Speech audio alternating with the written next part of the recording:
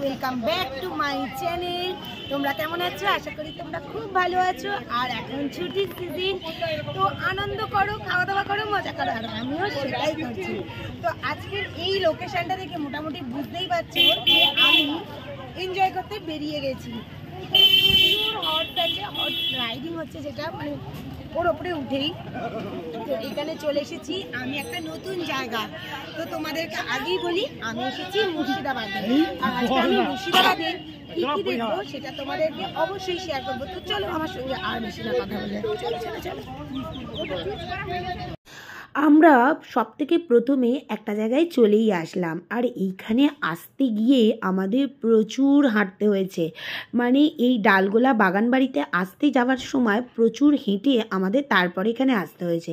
তবে এখানে আমাদের টিকিট কাটতে হয়নি। আর তোমাদের প্রথমেই বলে রাখি, মুর্শিদাবাদে আসলে যে স্পটেই তোমরা ঢুকবে সেখানে কিন্তু টিকিট কাটতেই হবে।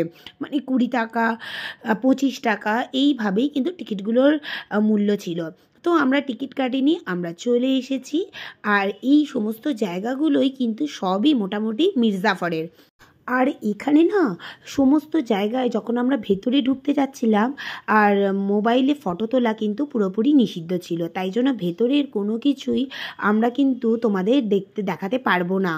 আর এই দেখো এই পুকুরটা কি সুন্দর, মানে রাজবাড়ির সামনে যে আগেকার দিনে পুকুর থাকতো সেটা কিন্তু খুব সুন্দর লাগছে। আর এই দেখো রাজবাড়িটার যে গেটগুলো খুব সুন্দর, মানে বড় বড় থাম দেওয়া, মানে যেটা আমরা পিলার এখন বলে থাকি, বড় বড় পিলার দিয়ে উঁচু হাইটের বাড়িগুলো। আর এখানে দাঁড়িয়ে আমরা কিন্তু অনেকক্ষণ ছিলাম, কারণ এটা ছিল একদম ব্যালকনিটা। তো ব্যালকনিতে আমাদের ফটো তুলতে দিচ্ছিল, তাই জন্য সেখান থেকে আমরা একটু ফটো তুলছিলাম। আর জলে দেখো কত ফিশ, তো এই ফিশগুলোকে আমরা একটু খাবার দিয়েছিলাম। এখানে খাবার বিক্রি হচ্ছিল। আমার মেয়েদের কিন্তু এই ফিশগুলো দেখে খুব ভালো লাগছিল, আর ওরা দেখেও না খুব মজা করছিল। মানে মনে হচ্ছিল যেন এতক্ষণ পর ওদের একটা কোনো আনন্দের জিনিস ওরা খুঁজে পেয়েছে, কিছুতেই ওখান থেকে উঠছিল না। আর এই দিকে সমস্ত জায়গায় ঘুরে ঘুরে মানে ভিডিও করা যাবে, দূর থেকে রাজবাড়িটাকে দেখা যাবে। কিন্তু আমরা আর অত দূরে যাইনি, কারণ মা তো একদমই হাঁটতে পারে না। আর সত্যি কথা বলতে আমিও আর পাচ্ছিলাম না, মানে এত ঘুরছিলাম তো বেশি হাঁটাচলা করতে আমিও পাচ্ছিলাম না, তো এক জায়গাতেই ছিলাম। তারপরে চলে এসেছিলাম জগৎ সেট মিউজিয়াম। তো জগৎ সেটের নাম আমরা ইতিহাসে অনেকেই শুনেছি, তো জানি তার ব্যাপারে। তো এই মিউজিয়ামটা ছিল পুরো হোয়াইট কালারের। আর তোমাদের অবশ্যই বলে রাখি, এটা কিন্তু মেন গেট একদমই ছিল না, এটা কিন্তু মানে এক্সিট গেট ছিল। আর আমরা ভুল করে চলে এসেছিলাম। তো ফ্রন্ট গেট হচ্ছে এটা, জগৎ সেট মিউজিয়ামের ফ্রন্ট গেট কিন্তু এটা। মানে হোয়াইট কালারের পুরো বিল্ডিংটা, মানে সমস্ত এখানে বিল্ডিংগুলোই হাভেলির মতনই বড় বড় বিশাল আকারের। আর এখানে না সমস্ত টোটো বেশি দেখা যায়, মানে টোটো করেও তুমি ঘুরতে পারো, আবার ঘোড়ার গাড়ি ভাড়া করেও তুমি ঘুরতে পারো। এখানে সমস্ত স্পটগুলো দেখিয়ে দেবে। তারপরে চলে এসেছিলাম আমরা একটা রাজবাড়ি দেখতে। তবে কি বলো তো, এগুলোর মধ্যে না আমি বেশি ঢুকিনি, কারণ বাচ্চাগুলো না একদম টায়ার্ড লাগছিল ওদের। তো বাইরে থেকেই আমি এগুলোর ভিডিও করে নিয়েছি। আর ভেতরে ঢুকলেও না তোমাদের আমি কিছু দেখাতে পারতাম না, কারণ এখানে কিন্তু ফটো তোলা একদমই নিষিদ্ধ ছিল। তো বাইরে থেকে আমি দেখিয়ে নিয়েছি। আর দেখো এখন কিন্তু সমস্ত জায়গাগুলো খালি খালিই লাগছে। কেন বলো তো, আমরা খুব সকালে এসেছিলাম এই জায়গাগুলোতে, তাই জন্যই খালি। কিন্তু অন্য সময় মানে যখন যদি এটা 11টার পরে হয়ে যায় তাহলে কিন্তু প্রচুর ভিড় হয়ে যায়। দেখেছো এইখানে কি সুন্দর ঘোড়ার গাড়িগুলো করে মানুষ আসছে, যেগুলোকে টাঙ্গা বলে। তো চলে আসলাম আবার একটা জায়গায়, এটা জায়গা নয়, এটা খাবারের জন্য। তো ঘুরবো আর খাবো না, এটা কি হয়? শুধু ঘুরে ঘুরে কি জিনিসই দেখে যাব? তো এই দিকে দেখো ঘুগনি মুড়ি, মানে একটা দোকানে এসেছি। তো এখানকার দোকানগুলো অমন মাটির, খুব সুন্দর সাজানো। তো এইখানে মুড়ি আর ঘুগনি নিয়ে নিয়েছি। আর আকড়া, এই জায়গাটার নামই হচ্ছে আকড়া। আর এখানে সবাই আমরা বসে একটুখানি আমাদের ব্রেকফাস্ট করে নেবো। আর এই দিদি আমাদের ঘুগনি মুড়ি খাওয়াচ্ছে, তার সঙ্গে অমলেটও খাওয়াবে বলেছে। তো এই টিফিনটা কিন্তু জেনারেলি আমরা করতে পারি না বাড়িতে, তো ভালোই লাগছে আজকে এই দিনটাতে করে নিচ্ছি। আর এইদিকে তো বাচ্চাগুলো খুব এনজয় করছে এই সঙ্গে। আর ওইদিকে দুজনে বসেই রয়েছে, গাড়ি থেকে নামতেই চাইছে না। তো আয় নেমে পড়, গাড়ি থেকে আয়। আর এরা এখানে ড্যান্স করছে, ওরাও খুব ভালো লাগছে। এই জায়গাটা খুব খোলামেলে তো তো এত ভালো লাগছে ওদের। কেমন লাগছে রে রাহুল? হেভি। দেখ কেমন করবো, দেখি তোর মুড়িটা দেখি একবার। ফাটাফাটি, একদম ফাটাফাটি, মানে এমন খাচ্ছে যেন মনে হচ্ছে অনেকদিন খাবার দাবার পাইনি এরা।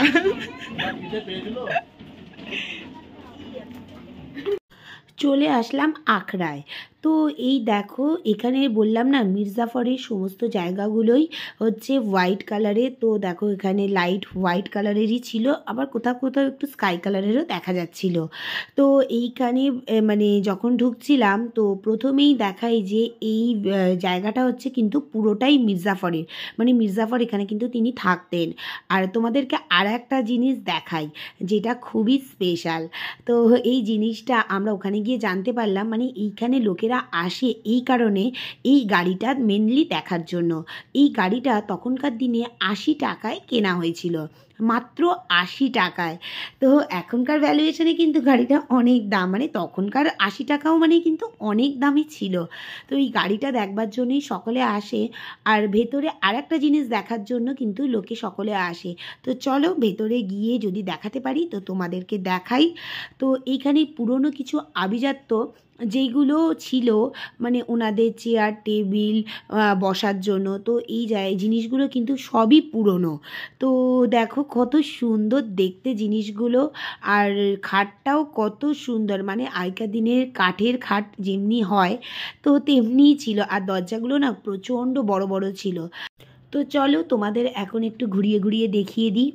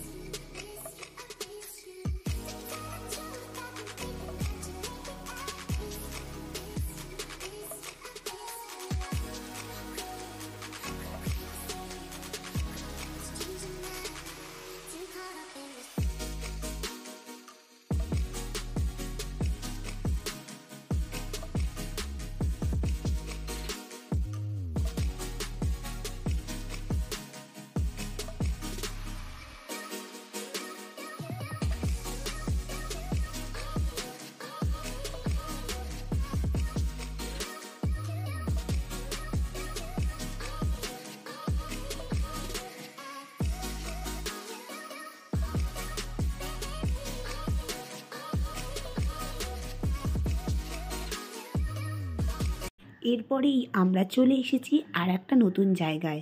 তো এই জায়গাটা হচ্ছে কবরস্থান, মানে প্রত্যেকটা কবর দেওয়া রয়েছে এইখানে। মির্জাফরের মানে বংশের 1100 কবর দেওয়া রয়েছে। তো দেখো এই কবরগুলো যে সামনে দেওয়া রয়েছে না, তাদের মানে বংশের সকলকেই দেওয়া রয়েছে এই কবরগুলো। সামনে যে রাস্তাটা দিয়ে যাচ্ছি এইগুলো, আর এই যে দূরের দিকে ঘর করে কবরগুলো দেওয়া রয়েছে, দাঁড়াও তোমাদেরকে ভালো করে একবার দেখাই যে দূরের দিকে যে কবরগুলো ঘর করে দেওয়া রয়েছে, এই দেখো এই কবরগুলো, সেইগুলো হচ্ছে কিন্তু মানে বেগমদের কবর, মানে যে বেগমরা তাদের স্বামী ছাড়া কাউকে মুখ দেখায়নি তাদের কবর। তো এইখানে কবরস্থানে আমি, দিদি আর জামাইবাবু আর মা ছাড়া কিন্তু কেউই ঢুকিনি। বাচ্চাগুলো জেনারেলি ভয় পেতে পারে, তো তাই জন্য ওদের নিয়ে আর ঢুকিনি। তো ভেতরে চলো তোমাদেরকে দেখাই কবরগুলোর মধ্যে আর কি রকমের আলাদা আলাদা জিনিস আছে। এখন চলে আসলাম আমরা মির্জাফরের কবরস্থান দেখতে। তবে এই কবরস্থানটা একটু অন্যরকম, মানে একটু উঁচু বেশি আর একটু বড় মাপেরও ছিল।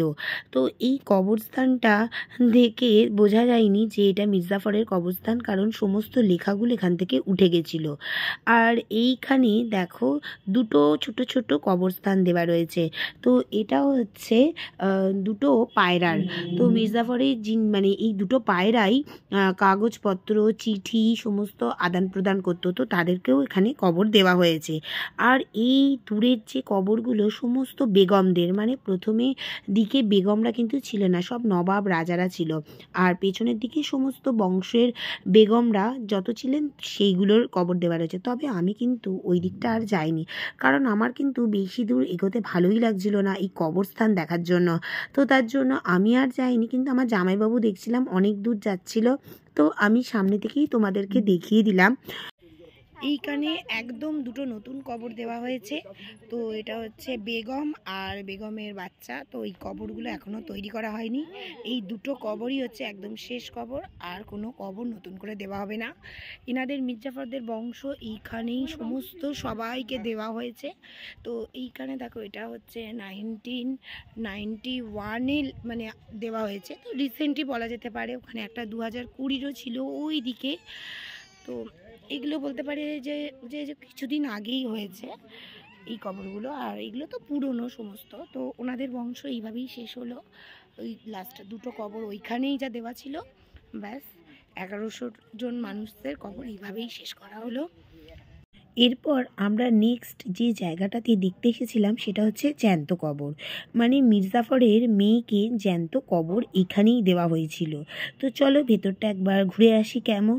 প্রথমে তো বুঝতেই পারছিলাম না কবরস্থানটা কোথায়। তো দেখো বাগানের মতন পুরো সাজানো ছিল। তো আমরা তাই জন্য প্রথমেই বাগানটাকে দেখে তারপরে সিঁড়ি বেয়ে ওপরের দিকে ওঠার চেষ্টা করলাম। উপরের দিকে উঠে দেখি, এ বাবা, এখানে তো কোনো কবরস্থানই নেই, শুধু ফুল গাছ দেওয়া আর সকলে মিলে ফটো তুলছে। আর এই দিকে একটা ভাঙাচোরা কী যে করা রয়েছে সে তো বুঝতেই পারলাম না। তো যাই হোক, এইখানটা দেখতে দেখতে আমরাও ভাবলাম চলো সকলে যখন ফটো তুলছে আমরাও কেন তুলবো না। তো তাই জন্য আমরাও একটু ফটো তুলে নিলাম। তারপরেই আমরা কিন্তু কবরস্থানটা দেখতে পেলাম। আর এই কবরস্থানটা পুরোপুরিভাবে তালাচাবি দেওয়া ছিল আর একদম মাটির তলার দিকে করা ছিল, তাই জন্য চোখটা পড়ছিল না। তো এইখান থেকে আমরা দেখেই বেরিয়ে পড়লাম নেক্সট ডেস্টিনেশানে। তো এইটা আশা করি সবাই বুঝতে পারছো যে মোটামুটি কোথায় চলে এসেছি। হ্যাঁ বন্ধুরা, হাজারদুয়ারি দেখতে চলে এসেছি, যেটার অপেক্ষায় ছিলাম। আমি তো অনেক ছোটোবেলায় মানে এসেছিলাম, তখন আমার বয়স হয়তো 10 বছর হবে। তো মোটামুটি মনে আছে, আবার কিছু কিছু মাথা থেকে ডিলিট হয়ে গেছে। তো এই হচ্ছে সেই হাজারদুয়ারি। আর এখানে আমরা অনেক দেরি করে এসেছিলাম বলে না প্রচুর মানুষের ভিড়, মানে রাস্তা দিয়ে হাঁটাই যাচ্ছিল না, প্রচুর লাইন আর প্রচুর ভিড়। তো আমি যেখানটা থেকে তোমাদের দেখাচ্ছি না, এটা খালি পেয়েছিলাম বলেই ভিডিওটা করতে পারছিলাম, না হলে কিন্তু একদমই করতে পারতাম না। আর বিশাল এলাকা জুড়ে। আর এখানেও ফটো তোলা নিষেধ ছিল, তার জন্য ভেতরে কোনো ফটো তুলে বা ভিডিও করে তোমাদের দেখাতে পারলাম না। আর এটা ছিল একদম সামনে, মানে হাজারদুয়ারির সামনে দাঁড়ালে পুরো এই জায়গাটা বোঝা যায়। তবে এটা কিন্তু এক্সিট গেট। আমরা এখান থেকে বেরিয়েই সকলে বসে পড়ছিলাম, আবার কেউ এখানে ফটোও তুলছিল। তো দেখছো মাও এখান থেকে আসছে। তো এইটা ছিল হাজারদুয়ারি ঘোরা। তো আমাদের মোটামুটি মুর্শিদাবাদ ঘোরা এইখানেই কমপ্লিট হয়ে গেছিলো। তো প্ল্যানিং ছিল বাড়ি যাওয়ার, কিন্তু ফেরার সময় আমাদের কৃষ্ণনগর একদম রাস্তার ওপরেই পড়বে। তাই জন্য ভাবলাম একটু মায়াপুর দর্শন করে যাব না কৃষ্ণের জায়গায়, তাহলেই তো পুরো ট্যুরটাই আমাদের মানে ফুলফিল হয়ে যাবে। এইখানে এসে দেখি ওরে বাবারে, হাজারদুয়ারিতে কী ভিড় ছিল! এইখানে তো মানুষ চাপাচাপিতে মরেই যাবে। তো আমি তো চেপে চুপে যে করে হোক আমি এন্ট্রান্সের গেট দিয়ে মানে ঢুকেছি। আর বাচ্চাগুলোরও খুব কষ্ট হয়েছিল। তবে কি বলো তো, একটু দর্শন করে নিলে না আর এই রাস্তায় হয়তো আসতে হবে না, এই ভেবেই তাই জন্য এসেছিলাম এখানে। আর রাত্রিবেলা দেখো কি জলজল করছে, সকালবেলা আসলে হয়তো ভিউটা অন্য লাগতো। আর আমরা ঠিক পৌঁছে গেছিলাম 6টার সময়। ওখানে আমরা খুব ভালোভাবে পুজো দিয়ে তারপরে চলে এসেছিলাম পেট পুজো করতে। প্রচণ্ড খিদে পাচ্ছিল, তো আমরা লাস্টে ফাইনালি খুব একটা ভালো জায়গায় এসে ফ্রাইড রাইস আর চিলি চিকেন নিলাম। আর বানিয়েছিল মানে কি বলবো, অসাধারণ, মানে মনের মতন বানিয়েছিল। তো এটা খেয়েই নিলাম সবাই মিলে। আর সত্যি কথা বলতে যেখানেই ঘুরতে গেছি খাবার দাবার কিন্তু একদম ভালো পাইনি, তার জন্য না খেতেও আর ইচ্ছা করছিল না। তো আজকের বন্ধুরা ভিডিওটা তাহলে আমি এখানেই শেষ করি। তোমাদের সঙ্গে দেখা হবে আমার একটা নেক্সট ভিডিওতে।